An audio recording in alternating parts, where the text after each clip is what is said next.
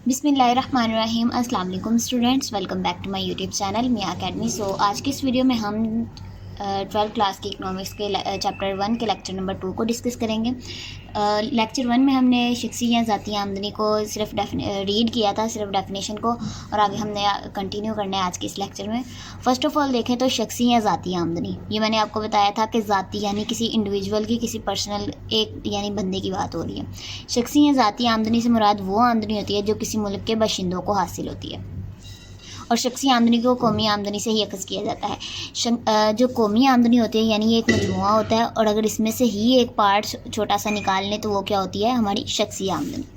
अच्छा, ये जो आपका है आगे 5 हेडिंग्स बनाई हुई हैं, ये आपके लॉन्ग क्वेश्चन में ये नहीं आता कि शख्सी या ज़ाती आमदनी को डिस्कस करें, बल्कि ये जो आपके पॉइंट ऑफ व्यू ये है ना हेडिंग्स, इनका कॉन्सेप्ट क्लियर होना चाहिए कि असल में ये है क्या। मे बी कि एमसीक्यूज़ में पूछ लें, और ये जैसे इंतकाली अदायगियाँ मैंने आपको पिछले लेक्चर में भी डिस्कस आपके साथ किया था, ये शॉर्ट क्वेश्चन में आ सकता है, ठीक है। सो ये लॉन्ग क्वेश्चन में नहीं आएगा पूरा इकट्ठा होके।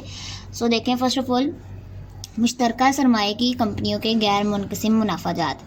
गैर मुनक़सिम किसे कहते हैं, जो तकसीम नहीं होने, ठीक है, तकसीम ना करने वाले मुनाफ़ाजात। मुश्तरका सरमाए की कंपनियां किसी साल के दौरान हासिल होने वाला जो तमाम, यानी अब देखें कोई कंपनी है, उसे जो मुनाफा हुआ है पूरे साल में, उसने क्या करना है, अपने हिस्सेदारों में यानी जो बांटनी है ना रकम, उसमें से एक थोड़ा सा पर्टिकुलर हिस्सा उसने अलग रख लेना होता है। वो जो हिस्सा अलग रखेगा वो क्यों यूज़ करेगा, जब उसे ज़रूरत होगी, यानी अगर एक्सपेंड करना है कंपनी के काम को, सो वो इसलिए यूज़ करेगा, ठीक है। सो मुश्तरका सरमाए की कंपनियां यानी जिसमें कितने ज़्यादा लोगों ने सरमाया अपना इन्वेस्ट किया होता है, किसी साल के दौरान हासिल होने वाला तमाम मुनाफा अपने हिस्सेदारों में तकसीम नहीं करती, बल्कि उसका कुछ हिस्सा यानी उसका कुछ पार्ट जो है वो अपने पास रख लेती है ताकि ज़रूरत पड़ने पर उसे इस्तेमाल कर सके, ठीक है। या दोबारा सरमायाकारी यानी बिज़नेस को एक्सपेंड करने के लिए दोबारा जो है उसमें यूज़ करे, इसमें मज़ीद इजाफा कर सकें, इसलिए जो है गैर मुनक़सिम मुनाफ़ाजात लोगों तक नहीं पहुंचते और शख्सी आमदनी में शामिल नहीं होते, क्योंकि वो लोगों को आगे नहीं मिलती जिन्होंने सरमाया इन्वेस्ट किया होता है। सो इसलिए वो जो है वो शख्सी आमदनी में काउंट नहीं होते। नेक्स्ट आ जाता है मुनाफा टैक्स। अब हुकूमत आजरों या सरमायाकारों के सरमायाकारी करने वाले अदारों के मुनाफाजात पर टैक्स लगाती है, यानी जो बड़ी बड़ी कंपनियां होती हैं ना, उन पे टैक्स लगे होते हैं, और जब वो आपस में यानी शेयर करते हैं ना अपने जितनी भी इन्होंने इन्वेस्टमेंट की होती है, सो उस पर टैक्स जो लगा होता है वो भी जो है वो शख्सी आमदनी में शुमार नहीं होता, बस यही इसमें बताया हुआ है। नेक्स्ट आ जाता है समाजी तहफ़्फ़ुज़ की कटौतियाँ।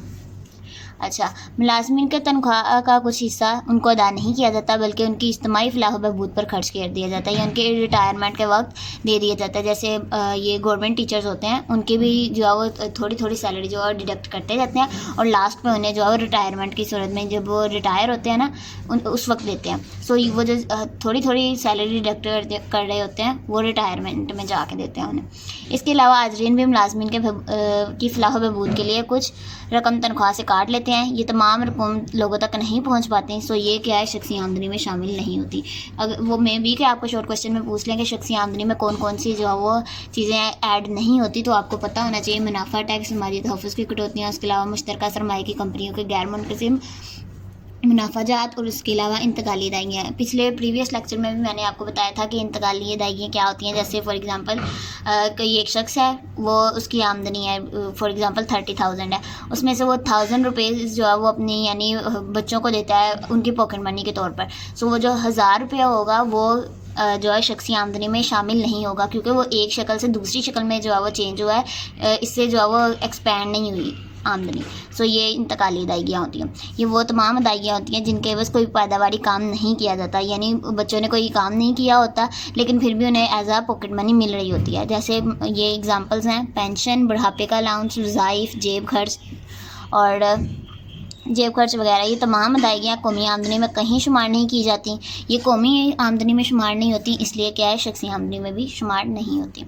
आगे आ जाता है इसका फार्मूला आपको लाजमी आना चाहिए, ये शॉर्ट क्वेश्चन के लिए इंपॉर्टेंट है, सो इसे मार्क कर लें।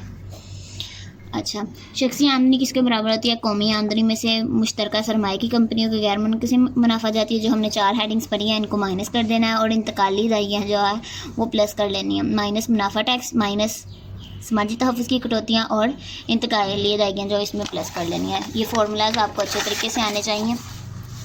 नेक्स्ट आ जाता है काबिल तसव्वुर शख्सी आमदनी के जो 6 पॉइंट्स हैं ना कौमी आमदनी के मुख्तलिफ जो हैं ये मैंने आपको यहाँ पे बताए थे मुख्तलिफ तसव्वुरात। ये शॉर्ट क्वेश्चन में मस्ट आना ही होता है एक ना एक। सो आपने लाजमी इनको अच्छे तरीके से याद करना है। शुरू पे आपको ये थोड़ा सा जो है कंफ्यूज कर रही होंगी, लेकिन जब आप प्रैक्टिस करेंगे बार बार इनको 2 से 3 दफ़ा लिख के देखेंगे तो जो है वो हो जाएंगी सही। अच्छा, काबिल तसर्रुफ शख्सी आमदनी। शख्सी आमदनी का वो हिस्सा जो लोग अपनी मर्ज़ी या ख्वाहिश के मुताबिक खर्च कर सकते हैं काबिल तसर्रुफ शख्सी आमदनी कहलाती है। ये आपके शॉर्ट क्वेश्चन के लिए इंपॉर्टेंट है, सो आपने इसे मार्क कर लेना है। शख्सी आमदनी पर हुकूमत इनकम टैक्स या दूसरे बराह रास्त टैक्स नाफिज कर देती है। इन टैक्सों की अदायगी के बाद जो रकम लोगों के पास बाकी बचती है यूज़ करने के लिए वही काबिल तसर्रुफ शख्सी आमदनी होती है। ये इसका फार्मूला है, ठीक है।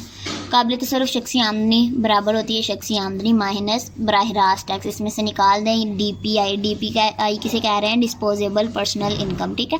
सो ये आपको मुखफ़्फ़फ आने चाहिए ताकि अगर आपको कह दें कि DPI से क्या मुराद है सो आपको पता हो कि हमने इसमें काबिल तसर्रुफ शख्सी आमदनी लिखना है, ठीक है। DPI = PI minus direct tax. ये यहाँ पे उन्होंने चार्ट दिया हुआ है। ये चार्ट अगर आपको यानी पिछले अगर आपने 6 याद किए हुए हैं तो आपको ये सारे फार्मूलाज ही इसमें लिखे हुए हैं। अगर वहाँ से नहीं याद हो रहे तो आप ये वाला चार्ट याद कर लें, और अगर ये इजी नहीं लग रहा तो आप अगर आपको पिछले 6 याद हैं तो ये बहुत ही ईजी हो गए। ये फार्मूलाज दिए हुए हैं यहाँ पे इन्होंने। अच्छा, नीचे ये जो है ये ऊपर उन्होंने डायग्राम जो दी हुई थी उसी को एक्सप्लेन किया हुआ है। आप जो पिछले मैंने अलग अलग आपको 6 डेफिनेशंस करवाई हैं और फार्मूलाज करवाए हैं, आप वो कर लीजिएगा। इसको बिल्कुल स्किप कर देना क्योंकि यही डायग्राम को एक्सप्लेन किया गया है। उसके बाद नेक्स्ट आ जाता है हमारा यहाँ पे कौमी आमदनी का फ़र्ज़ी गोशवारा। ये इन्होंने बस एक्सप्लेन करके बताया हुआ है कि अगर हमारे पास निजी सर्फ ये हों, यानी सिर्फ लेट किया हुआ है यहाँ पे वैल्यूज़ को, इसको आपने कर देना स्किप। ये ना पेपर में आएंगे, short question long question MCQs 100% sure हूँ कि इसमें से नहीं गए, सिर्फ लेट की हुई हैं वैल्यूज़ और आगे समझाया हुआ है। अच्छा, नेक्स्ट आ जाता है यहाँ पे कौमी आमदनी की पैमाइश के तरीके। ये यहाँ पे मैं आपके साथ ये 3 तरीके सिर्फ नाम शेयर करूँगी, डिस्कस करूँगी और ऊपर से ये थोड़ा सा डिस्कस करूँगी क्योंकि अगले लेक्चर जो होंगे उसमें ये मैंने पूरे तरीके एक लेक्चर बनाऊँगी इस तरीक़ों का, यानी ये जो मेथड्स बताए हुए हैं इनको एक्सप्लेन करूँगी। यानी तकरीबन इसके बाद 2 और लेक्चर्स आएंगे और बाद में एक्सरसाइज वाला लेक्चर आएगा। फ़िलहाल यहाँ पे मैं ये 3 डिस्कस करूँगी, सरमायाकारी की एग्ज़ाम डिस्कस करूँगी ताकि ये लेक्चर भी कंप्लीट हो जाए और उसके बाद 2 लेक्चर्स हों और हमारा यानी ये चैप्टर कंप्लीट हो जाए। यहाँ पे देखें तो कौमी आमदनी के मुख्तलिफ तरीफ़ों को हमने ये आपने रहने देना है, तरीफ़ों को हमने 3 में डिस्कस किया, बल्कि ये देखना है इसकी 3 टाइप्स होती हैं, ठीक है। और पहली किस्म की तरीफ़ों में कौन कौन है ये आपने सिर्फ यानी वर्ड लेना है, मे बी के MCQs में आ जाए आपको। मार्शल, पिगो, JR हिक्स ने जो है और सैमुअलसन ने, जिन्होंने किसी मुल्क में पैदा होने वाली अशिया को क्या कहा है, कौमी आमदनी। कौमी आमदनी मुल्क में पैदा होने वाली अशिया को किसने कहा है, ये आपको नीचे 4 नाम दे के MCQs पूछ सकते हैं। सो ये पॉइंट हो गया। दूसरा आ जाता है दूसरी किस्म की तारीफ़, गार्डनर एक लेने की है। वो जो पीछे वाली मैंने आपको 3 से 4 डेफिनेशंस बताई हैं उनको आपने अलग याद करना ही करना है, सिर्फ इसको आपने एज अ MCQs प्रिपेयर करना है, ठीक है, और मार्क कर लें। अच्छा, जिसके मुताबिक किसी मुल्क के अंदर बसने वाले तमाम अफराद की आमदनियों का मजमूआ होता है, दूसरा पॉइंट हो गया। तीसरी किस्म के तारीफ़ जो फिशर ने की है, ये यहाँ पे मईशतदानों के नाम आपको अच्छे तरीके से याद होने चाहिए, जिसके मुताबिक सर्फ होने वाली अशिया और खिदमात की मिकदार ही कौमी आमदनी कहलाती है। यानी जो चीज़ें हम यूज़ करते हैं वो जो है वो कौमी आमदनी कहलाती हैं। 3 तरह के यहाँ पे 3 पॉइंट्स हो गए। फर्स्ट इज़ दिस, और दूसरी किस्म गार्डनर एकले वाली, और तीसरी जो है यहाँ पे फिशर्स की है, ठीक है।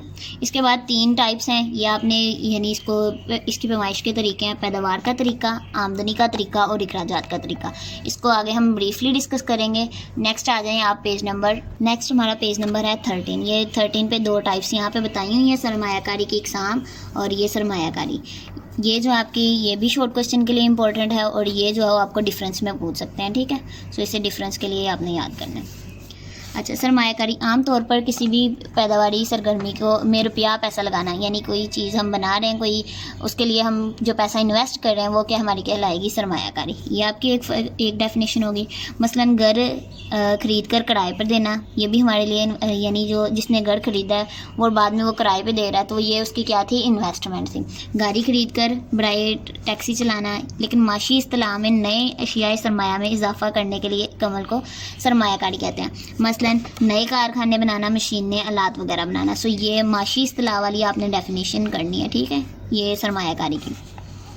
एक 3 डेफिनेशंस हैं यहाँ पे, कम से कम आपने 2 लाजमी करनी है। आगे आ जाता है, ये भी एक सरमायाकारी की डेफिनेशन है कि अफराद की बचाई हुई रकूम को ऐसे कामों या मनसूबों में लगाना जहाँ से मज़ीद आमदनी हासिल होने की उम्मीद हो। ये डेफिनेशन सबसे ज़्यादा प्रॉपर है, इसे आपने लाजमी करना है, ठीक है।